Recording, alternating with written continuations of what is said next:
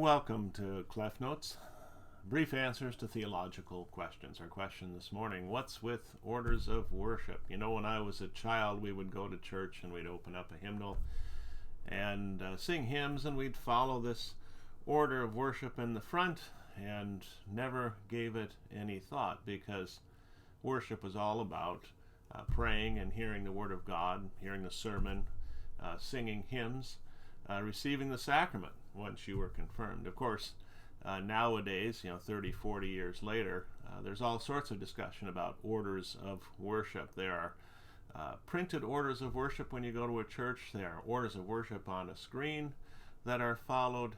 There are whole theologies developed on orders of worship, what's called liturgical theology, where then what happens in a worship is superimposed upon the life of the Christian and is seen to be definitive for that life. And of course, there are some churches that say we have no orders of worship.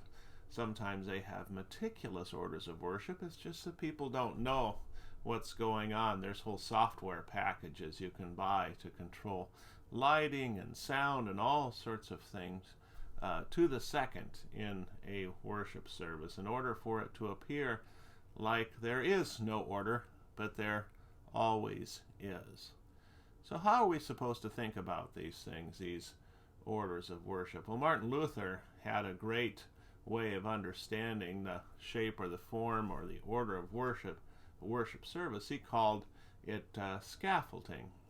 The scaffolding that helps to build the faith of the Christian.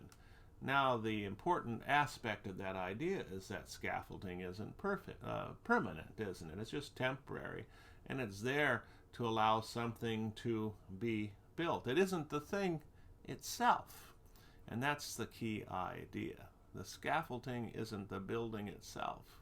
It's what's used to build the building, and of course for him the building was faith in Jesus Christ.